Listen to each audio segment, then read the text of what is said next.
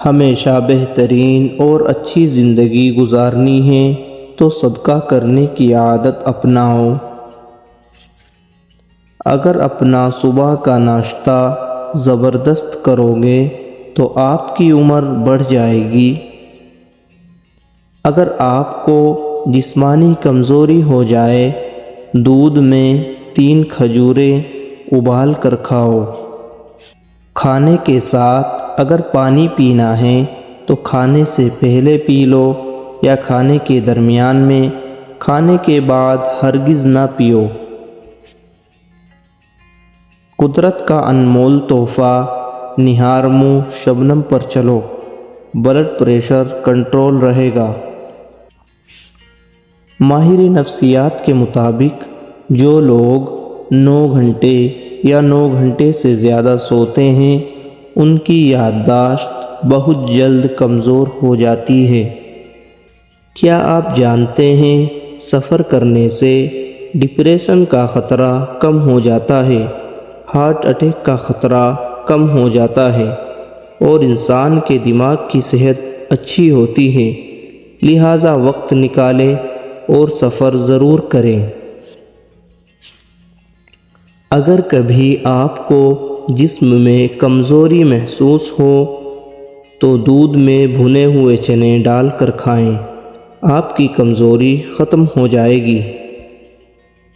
اگر کھانا ہضم نہ ہوتا ہو تو کھانے کے ساتھ سلاد ضرور کھایا کریں، یہ کھانا ہضم کرنے میں مدد کرتی ہے۔ ہمیشہ جوان رہنا چاہتے ہو تو اجوائن کھایا کرو۔ جب بھی بدن میں کمزوری محسوس ہو، ناف میں ناریل کا تیل ڈالو، اس سے بدن میں طاقت آتی ہے۔ چینی سگریٹ سے بھی زیادہ نقصان پہنچاتی ہے، اس لیے اس کا کم سے کم استعمال کرو۔ ہمیشہ تندرست رہنا چاہتے ہو، نہار منہ کشمش کھایا کرو، کبھی کوئی بیماری نہیں ہوگی۔ موٹاپا زیادہ ہونے لگے، روزانہ 1 لیمبو کا رس پی لیا کرو، موٹاپا آپ سے دور رہے گا۔ جو رات کو دودھ پیتا ہے اس کا رنگ سفید، چمکدار اور ملائم ہو جاتا ہے۔